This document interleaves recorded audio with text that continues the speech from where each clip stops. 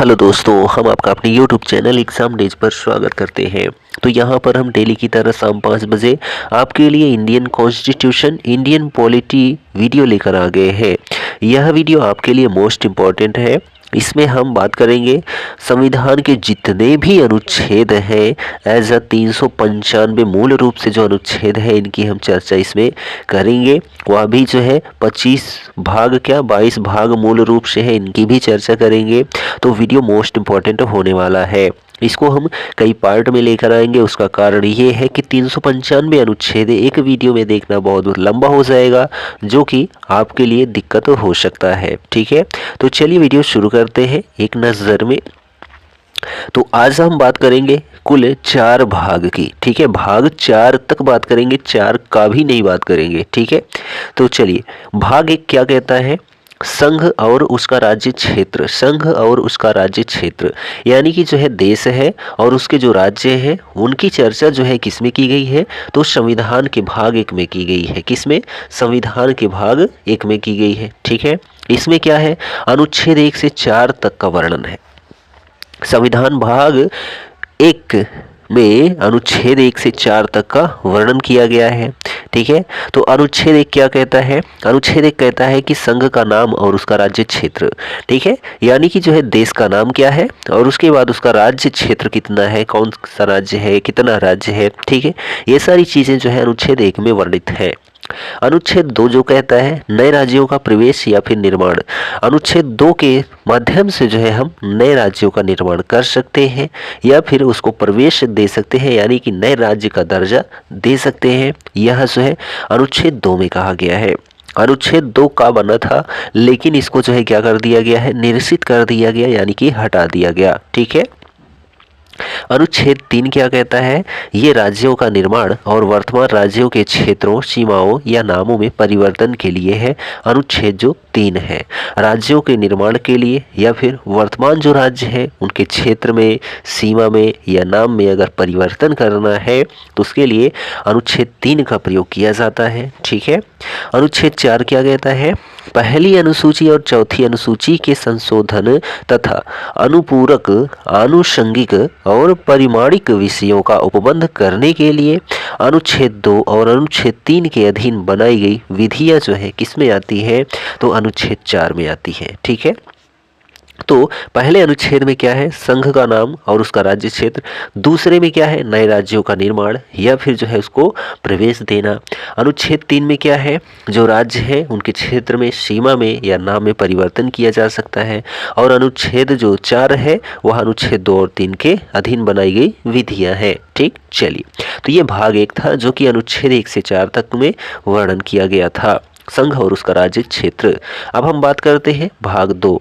यदि video content और हमारे द्वारा बताया गया कंटेंट जो है, ठीक है, समझ में आपको आ रहा है तो वीडियो को लाइक ज़रूर करें, कमेंट एक प्यारा सा ज़रूर करें, अपने दोस्तों में शेयर करना बिल्कुल मत भूलें। भाग 2, भाग 2 जो है क्या है? तो नागरिक है। ठीक है, सिटीजनशिप है, सिटीजनशिप है, नागरिकता है। भाग 2 में क्या है? नागरिकता है। अब यह जो भाग 2 है नागरिकता है, तो आपने भाग 1 में 1 से 4 तक देखा अनुच्छेद, और तो जाहिर सी बात है 1 4 हो गया है, तो 4 के बाद क्या आएगा? 5 आएगा। तो दूसरे भाग में क्या है? 5 से 11 तक, अनुच्छेद 5 से 11 तक नागरिकता का वर्णन किया गया है। तो अनुच्छेद 5 में क्या है? संविधान के प्रारंभ पर नागरिकता। ठीक है, यानी कि संविधान का जब निर्माण होता है तो उस समय जो है नागरिकता का प्रावधान था। ठीक है, अनुच्छेद 5 में संविधान के प्रारंभ पर नागरिकता का क्या प्रावधान था, यह अनुच्छेद 5 में कहा गया है। ठीक है, और हम अनुच्छेद 6 की बात करते हैं। तो पाकिस्तान से भारत को प्रव्रजन करने वाले कुछ व्यक्तियों की नागरिकता के अधिकार, यानी कि पाकिस्तान से जो है भारत में कुछ लोग आए, प्रवासी रूप में आए, यानी कि रहने के लिए बाहर पाकिस्तान से भागकर या वहाँ के द्वारा भगाया गया तब भारत देश में आए, तो उनके लिए जो है नागरिकता के क्या अधिकार हुए? तो उसमें जो है अनुच्छेद 6 शामिल है। ठीक है, और आपको पता है कि भारत देश में एकल नागरिकता का प्रावधान है। कैसी? एकल नागरिकता, यानी एक ही नागरिकता आप धर सकते हैं अपने पास, ये नहीं कि 2 4 देशों की रख लें। ठीक है, अनुच्छेद 7 क्या कहता है कि कस्तान को प्रवर्जन करने वाले कुछ व्यक्तियों की नागरिकता का अधिकार। ठीक है, कजाकिस्तान, तो यहाँ पर कजाकिस्तान से कुछ लोग आए अपने भारत देश में, तो उनके लिए जो है नागरिकता का प्रावधान किया गया अनुच्छेद 7 में। ठीक है, अनुच्छेद 8 में क्या है, भारत के बाहर रहने वाले भारतीय उद्भव के कुछ व्यक्तियों को नागरिकता का अधिकार। भारतीय उद्भव के कुछ व्यक्तियों को नागरिकता का अधिकार, यदि वो भारत से बाहर रह रहे हैं लेकिन उनका उद्भव जो है कहाँ से हुआ है, भारत से हुआ है, तो उनके लिए जो है नागरिकता का अधिकार क्या होगा, वह अनुच्छेद 8 में कहा गया है। अनुच्छेद 9 कहता है विदेशी राज्य की नागरिकता स्वेच्छा से अर्जित करने वाले व्यक्तियों का भारतीय नागरिक ना होना, यानी कि विदेशी देश, ठीक है, विदेशी जो राज्य है या फिर जो है देश है, उनकी नागरिकता यदि आप स्वीकार करते हैं, ठीक है, स्वेच्छा से, तो आपको जो है भारतीय नागरिक से वंचित कर दिया जाएगा, यानी आपको भारतीय नागरिकता नहीं मिलेगी, हटा दी जाएगी। यह अनुच्छेद 9 में है। अनुच्छेद 10 कहता है नागरिकता के अधिकारों का बना रहना, यानी कि आपकी जो नागरिकता है, आप भारतीय नागरिक है, तो आपका जो अधिकार है वो बना रहेगा। यह अनुच्छेद 10 में कहा गया है। अनुच्छेद 11 कहता है संसद द्वारा नागरिकता के अधिकार का विधि द्वारा विनियमन किया जाना, यानी कि संसद द्वारा जो नागरिकता का अधिकार है ना, उसका विधि द्वारा विनियमन किया जाना, यानी कि उसको लगातार उसमें संशोधन करते रहना उनकी देखभाल, उनके नियमों का पालन करते रहना। ठीक है, किसके द्वारा, तो विधि के द्वारा, जो संसद द्वारा नागरिकता का अधिकार दिया गया है उसके ऊपर। तो यह अनुच्छेद 11 में कहा गया है। तो यह हमने देखा भाग 2। भाग 2 में क्या है, तो अनुच्छेद 5 से 11 तक वर्णन है, जिसमें नागरिकता का वर्णन किया गया है। तो भाग 1 में संघ एवं उसका राज्य क्षेत्र अनुच्छेद 1 से 4, ठीक है। भाग 2 में नागरिकता अनुच्छेद 5 से 11।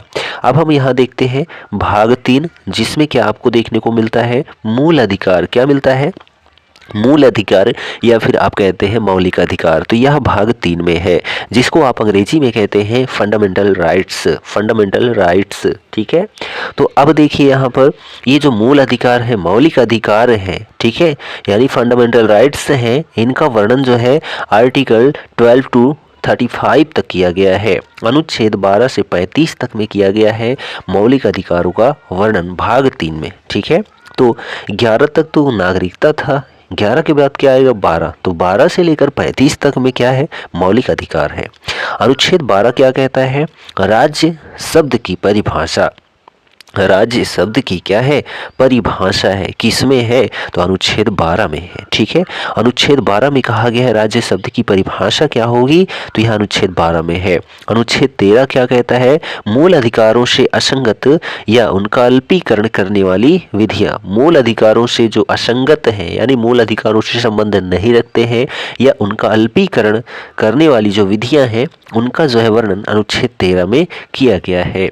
अब यहाँ पर बात आती है इसमें समता का अधिकार, यानी कि जो है right to equality. Right to equality यानी जो 6 मौलिक अधिकार हम लोगों को प्राप्त हुए हैं ना, उनमें पहला आता है समता का अधिकार, राइट टू इक्वेलिटी, ठीक है।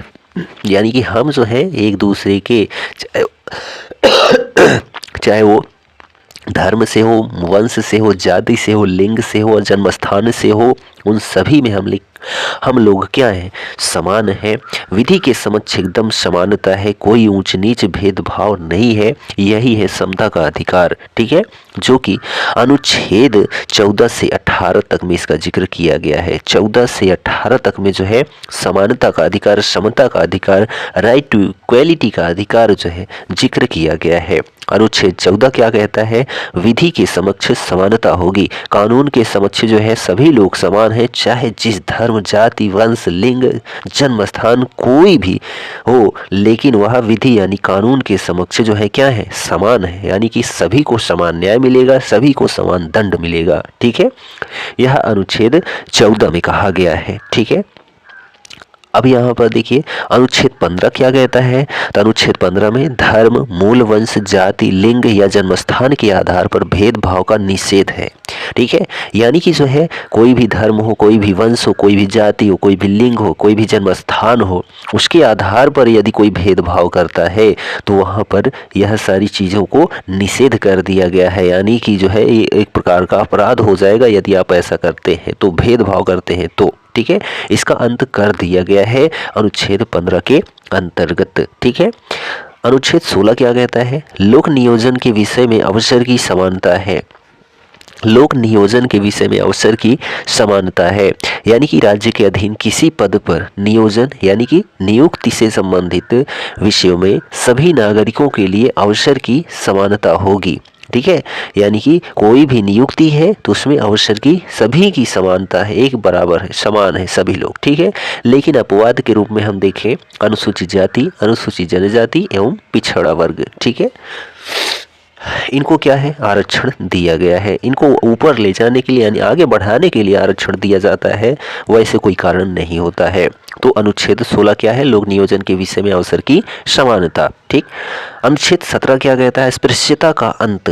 अस्पृश्यता का अंत यानी कि अस्पृश्यता के उन्मूलन के लिए इसे दंडनीय अपराध घोषित किया गया है। ठीक है, यानी कि जैसे आप छुआछूत की बात है, ठीक है, छुआछूत की, मैं इनको नहीं टच करूंगा, मैं इनके यहाँ नहीं जाऊंगा, मैं इनको जो है इनके पास नहीं जाऊंगा या कुछ भी है, या इनसे नहीं बोलूंगा। ठीक है, तो यहाँ पर देखा जाए तो छुआछूत ही स्पेशली है कि मैं इनको नहीं छूंगा या ये जो छू लिए उसको मैं नहीं टच करूंगा। तो ये सारी चीज़ें अस्पृश्यता के अंत में आती है। यदि आप ऐसा करते हैं तो जो है आप दंडनीय अपराध कर रहे हैं। ठीक है, क्योंकि सभी लोग समान हैं, तो यहाँ पर ऐसी भावनाएं आपके अंदर नहीं होनी चाहिए, इसलिए अस्पृश्यता का अंत कर दिया गया है अनुच्छेद 17 के अंतर्गत। ठीक है, अनुच्छेद 18 क्या कहता है, उपाधियों का अंत।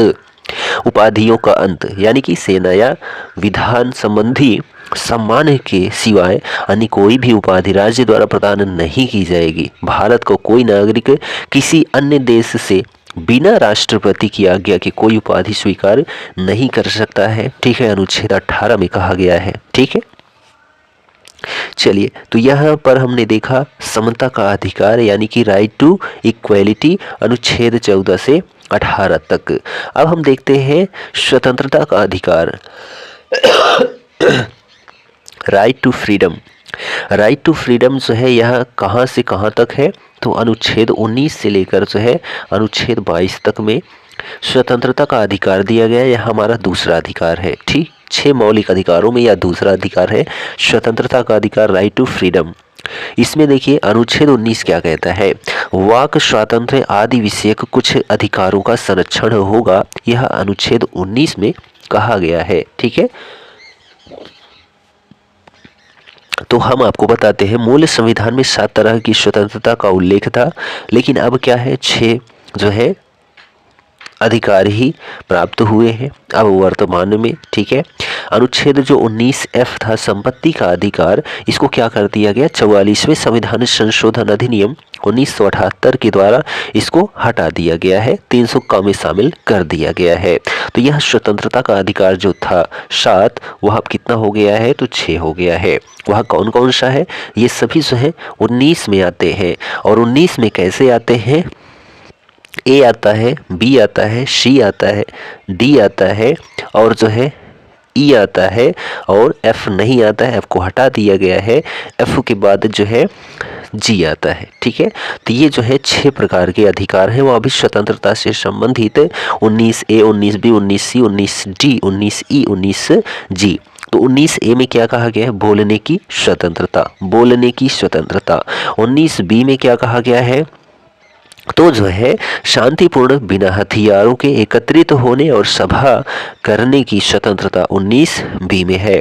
19C में क्या कहा गया है, तो 19C में कहा गया है संघ बनाने की स्वतंत्रता। 19D में क्या कहा गया है, 19D में है देश के किसी भी क्षेत्र में आवागमन की स्वतंत्रता, यानी कि कहीं भी आप आ जा सकते हैं, 19D में कहा गया है। 19 में कहा गया है कि देश के किसी भी क्षेत्र में निवास करने और बसने की स्वतंत्रता। और 19 में कहा गया है कि कोई भी व्यापार एवं जीविका चलाने की स्वतंत्रता है। ठीक है, 19 में कहा गया है।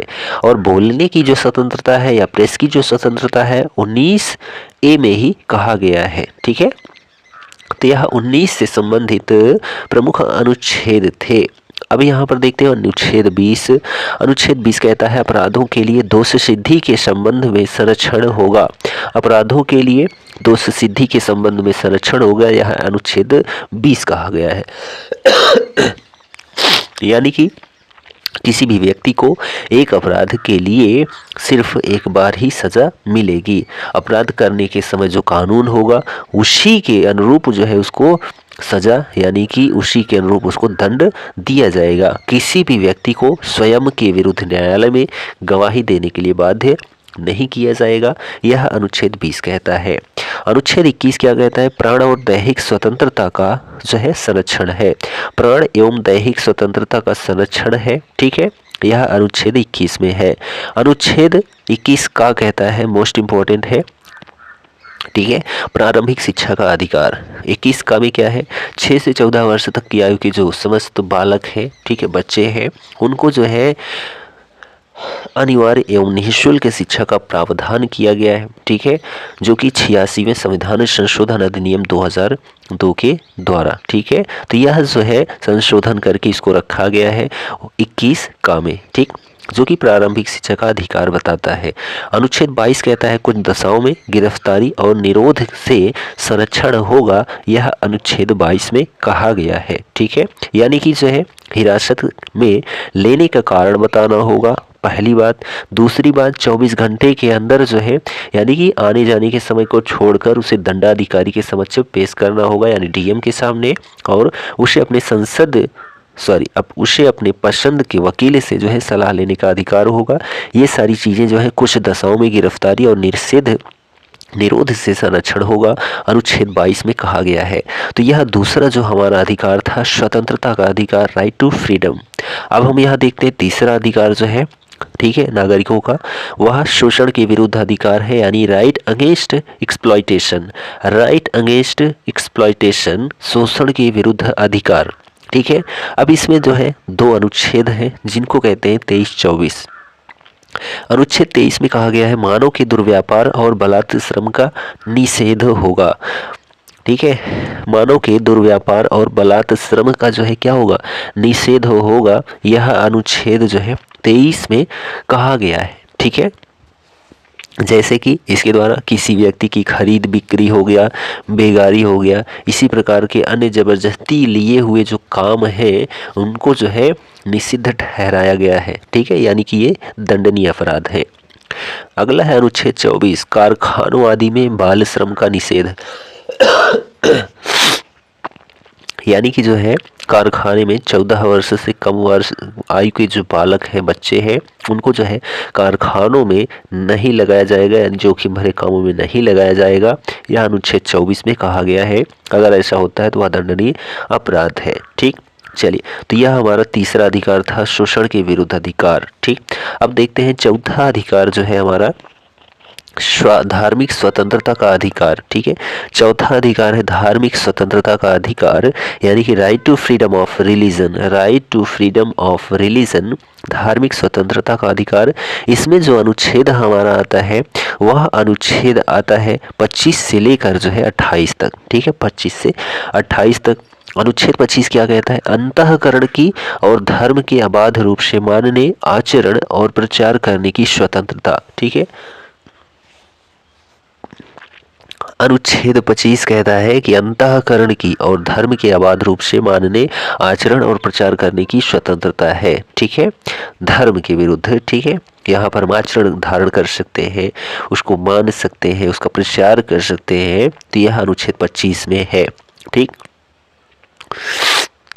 अनुच्छेद 26 कहता है धार्मिक कार्यों के प्रबंध की स्वतंत्रता। धार्मिक कार्यों के प्रबंधन की स्वतंत्रता यानी कि जो है किसी भी संस्था की स्थापना कर सकता है, अपने धर्म से संबंधित उसका पोषण कर सकता है, विधि सम्मत संपत्ति का अर्जन कर सकता है, स्वामित्व अपना बना सकता है, प्रशासन का अधिकार रख सकता है।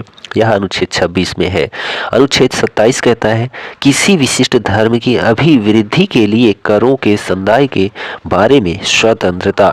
ठीक है, तो अनुच्छेद जो 27 है, यह राज्य किसी भी व्यक्ति को ऐसे कर देने के लिए बाध्य नहीं कर सकता है जिसकी आय किसी विशेष धर्म अथवा धार्मिक संप्रदाय की उन्नति या पोषण में व्यय करने के लिए विशेष रूप से निश्चित कर दी गई है। ठीक। अनुच्छेद 28 कहता है कुछ शिक्षा संस्थाओं में धार्मिक शिक्षा या धार्मिक उपासना में उपस्थित होने के बारे में स्वतंत्रता। तो यहाँ पर राज्य विधि से पूर्णतः पोषित किसी शिक्षा संस्था में कोई धार्मिक शिक्षा नहीं दी जाएगी, यानी कि स्वयं निजी कोई संस्था है तो उसमें धार्मिक शिक्षा आप दे सकते हैं, लेकिन वह राज्य द्वारा संचालित है तो उसमें किसी भी प्रकार की धार्मिक शिक्षा, ठीक है, या धार्मिक उपासना संबंधी जो है कोई भी चर्चाएं नहीं होंगी। यह अनुच्छेद 28 में है। तो यह हमारा चौथा अधिकार था, धार्मिक स्वतंत्रता का अधिकार। ठीक है, अब यहाँ पर देखते हैं पांचवा अधिकार है संस्कृति और शिक्षा संबंधी अधिकार, यानी कि कल्चरल एंड एजुकेशनल राइट्स। ठीक है, कल्चरल एंड एजुकेशनल राइट जो है संस्कृति और शिक्षा संबंधी अधिकार, इसमें जो है दो अनुच्छेद काम करते हैं, अनुच्छेद 29 और अनुच्छेद 30। अनुच्छेद 29 क्या कहता है, तो अल्पसंख्यक वर्गों के हितों का संरक्षण होगा, यह अनुच्छेद 29 कहता है। ठीक है, अनुच्छेद 29 कहता है अल्पसंख्यक वर्गों के हितों का संरक्षण होगा। तो अल्पसंख्यक समुदाय में जो है 6 समुदाय आते हैं, मुस्लिम, पारसी, ईसाई, सिख, बौद्ध और जैन आते हैं। ठीक है, अल्पसंख्यक समुदाय के विकास की समुचित आधार प्रदान करने के लिए 2005 में तत्कालीन केंद्र सरकार के द्वारा प्रधानमंत्री का 15 सूत्री कार्यक्रम भी प्रारंभ किया गया था। ठीक है, अनुच्छेद 30 कहता है कि शिक्षा संस्थाओं की स्थापना और प्रशासन करने का अल्पसंख्यक वर्गों का अधिकार होगा। अनुच्छेद 30 कहता है यानी कि कोई भी अल्पसंख्यक वर्ग अपनी पसंद का जो है शैक्षणिक संस्थान चला सकता है और सरकार उसे अनुदान देने में किसी भी तरह से भेदभाव नहीं करेगी। तो यह जो है हमारा पांचवा अधिकार था, संस्कृति एवं शिक्षा संबंधी अधिकार। छठा अधिकार है, ठीक है, छठा अधिकार है संवैधानिक उपचारों का अधिकार। ठीक है, संवैधानिक उपचारों का अधिकार यानी कि कुछ विधियों की व्यावृत्ति है हम लोगों के पास, तो संवैधानिक उपचारों का अधिकार, यहाँ पर कुछ बिंदु देख लेते हैं। तो कुछ विधियों की व्यावृत्ति यानी सेविंग ऑफ सर्टेन लॉज, 31 अनुच्छेद 31 को निरसित कर दिया गया, हटा दिया गया। अनुच्छेद 31 का संपदा आदि के अर्जन के लिए उपबंध करने वाली विधियों की व्यावृत्ति है। अनुच्छेद 31 का कुछ अधिनियमों और विनियमों का जो है विधि मान्यकरण है। अनुच्छेद 31 का कुछ निदेशक तत्वों को प्रभावी करने वाली विधियों की व्यावृत्ति है और अनुच्छेद 31 घ को क्या कर दिया गया, निरसित कर दिया गया। तो यह इम्पोर्टेंट उतना नहीं है। ठीक है, आप इस पर विशेष नहीं ध्यान देंगे तभी चलेगा। अनुच्छेद 30 तक आपको ध्यान देना है और उसके बाद आ जाते हैं अनुच्छेद 32 से। ठीक है, तो संवैधानिक उपचारों का अधिकार यह हमारा छठवां अधिकार है, right to constitutional remedies. Right to constitutional remedies यानी कि संवैधानिक उपचारों का अधिकार। ठीक है, यह छठा अधिकार है, हमारा मूल अधिकार है, मौलिक अधिकार है। तो अनुच्छेद 32 इस भाग द्वारा जो है प्रदत्त अधिकारों को प्रवर्तित कराने के लिए उपचार किया जाएगा। तो यह जो है अनुच्छेद 32 में कहा गया है। ठीक है, अनुच्छेद 32 में कहा गया है। ठीक, अनुच्छेद 32 का है जिसको निरसित कर दिया जा चुका है। अनुच्छेद 33 कहता है इस भाग द्वारा प्रदत्त अधिकारों का बलों आदि को लागू होने में रूपांतरण या जो है उपांतरण करने की संसद की शक्ति होगी। यह अनुच्छेद 33 में है। अनुच्छेद 34 कहता है जब किसी क्षेत्र में सेना विधि प्रवृत्त है तब इस भाग द्वारा प्रदत्त अधिकारों पर जो है क्या होगा, निर्बंधन होगा। अनुच्छेद 34 में है। अनुच्छेद 35 कहता है इस भाग के उपबंधों को प्रभावी करने के लिए विधान जो है बनाया गया है, तो यह अनुच्छेद 35 में है। तो आपको अनुच्छेद 32 जरूर याद रखना है और भूल जाओ चलेगा, 33, 34, 35, ठीक है। और 30 तक तो पूरा आपको याद ही होना चाहिए, ठीक है। अब यहाँ पर 3 भाग हम लोगों ने देख लिया है। कितना भाग देख लिया है? 3 भाग देख लिया है।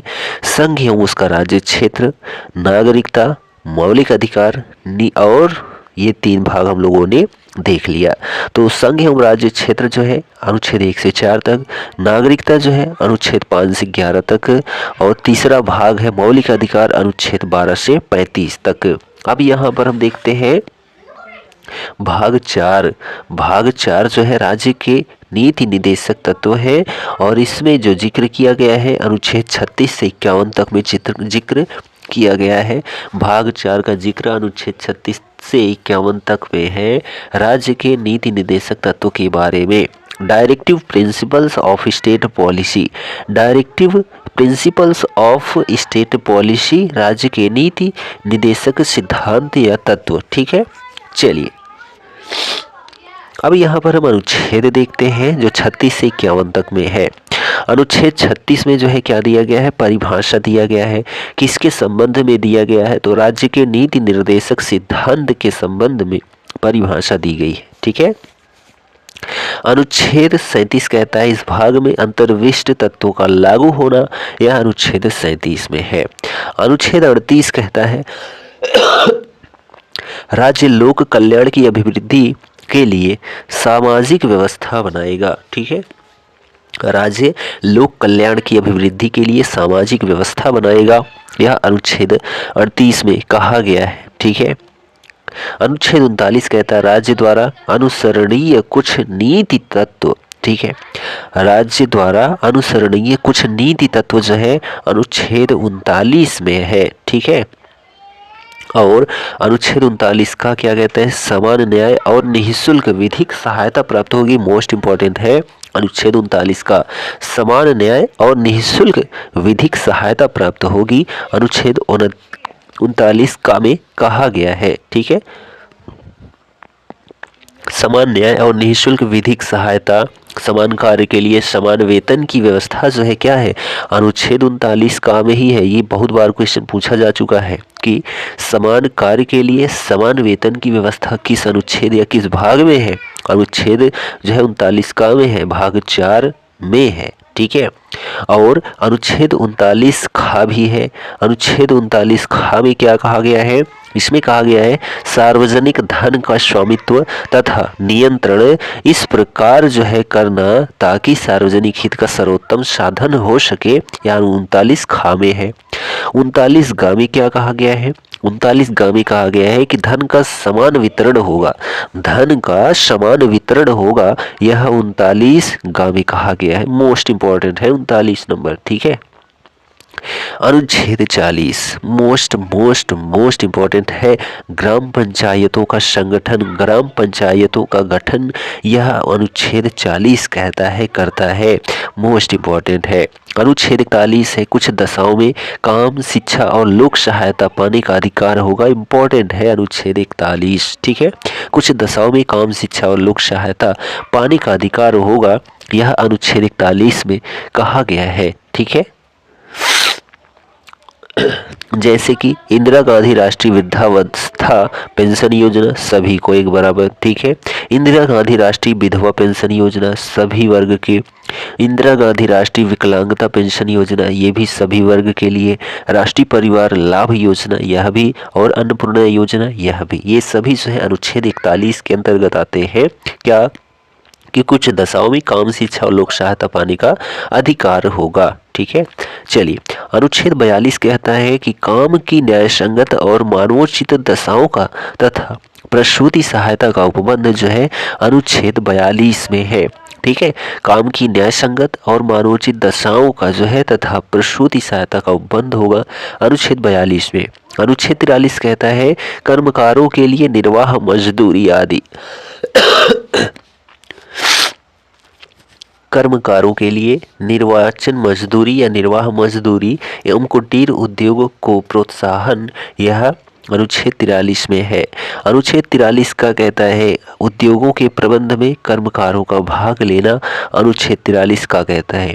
अनुच्छेद 44 कहता है नागरिकों के लिए एक समान सिविल संहिता, मोस्ट इम्पॉर्टेंट है, नागरिकों के लिए एक समान सिविल संहिता का प्रावधान होगा, यह अनुच्छेद 44 कहता है। ठीक। अनुच्छेद 45 कहता है बालकों के लिए निःशुल्क एवं अनिवार्य शिक्षा का जो है उपबंध होगा, मोस्ट इंपॉर्टेंट पॉइंट है अनुच्छेद 45। बालकों के लिए निःशुल्क और अनिवार्य शिक्षा का उपबंध होगा, यह अनुच्छेद 45 में कहा गया है। ठीक है, जरूर याद रखना। ऐसा ही समझ लीजिए अनुच्छेद 21 का भी है अनुच्छेद 45 के जैसा। अनुच्छेद 46 कहता है अनुसूचित जातियों, अनुसूचित जनजातियों और अन्य दुर्बल वर्गों की शिक्षा और अर्ध संबंधी हितों की अभिवृद्धि करना जो है अनुच्छेद 46 का काम है। ठीक है। अनुच्छेद 47 कहता है पोषाहार स्तर और जीवन स्तर को ऊंचा करने तथा लोक स्वास्थ्य का सुधार करने का राज्य का जो है कर्तव्य होगा, यह अनुच्छेद 47 में कहा गया है। ठीक है। अगला है अनुच्छेद 48 कृषि और पशुपालन का संगठन। कृषि एवं पशुपालन का संगठन जो है अनुच्छेद 48 में किया गया है, जो कि इम्पोर्टेंट है। अनुच्छेद 48 का कहता है पर्यावरण का संरक्षण तथा संवर्धन और वन तथा वन्य जीवों की रक्षा, और ये तो इतना इम्पोर्टेंट है कि कुछ कहा ही नहीं जा सकता। अनुच्छेद 48 का पर्यावरण का संरक्षण, आपको पता ही कोरोना काल में क्या हाल है, संवर्धन और वन तथा वन्य जीवों की रक्षा करना अनुच्छेद 48 का में वर्णन किया गया है। ठीक है, मोस्ट इंपॉर्टेंट है। अनुच्छेद 49 कहता है राष्ट्रीय महत्व के स्मारकों, स्थानों और वस्तुओं का संरक्षण। अरे ये भी तो मोस्ट इम्पॉर्टेंट है। राष्ट्रीय महत्व के जो स्मारक है, स्थान है या फिर वस्तुएं हैं, उनका संरक्षण किया जाए, यह अनुच्छेद 49 में कहा गया है। ठीक है। अनुच्छेद 50 कहता है कि कार्यपालिका से न्यायपालिका का पृथक्करण होना चाहिए या होगा। ठीक है, कार्यपालिका से न्यायपालिका का पृथक्करण होगा, यह अनुच्छेद 50 में कहा गया है।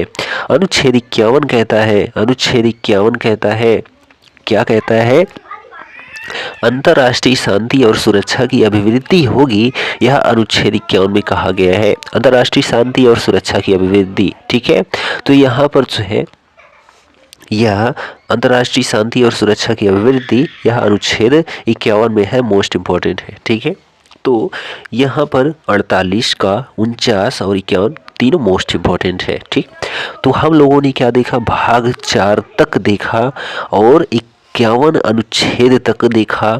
ठीक है, जो कि मोस्ट इम्पॉर्टेंट थे। तो यह आज का पार्ट हमारा कंप्लीट होता है, पहला पार्ट। ठीक है, ये पहला पार्ट जो है आपको कैसा लगा कमेंट करके ज़रूर बताएं, और चैनल पर नए हैं तो चैनल को सब्सक्राइब ज़रूर करें। वीडियो कंटेंट आपको अच्छा लगे तो अपने दोस्तों में शेयर करना बिल्कुल मत भूलें।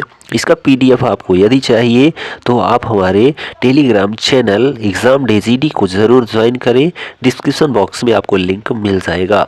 तो चलिए मिलते हैं अगले वीडियो में, तब तक के लिए जय हिंद, goodbye and take care.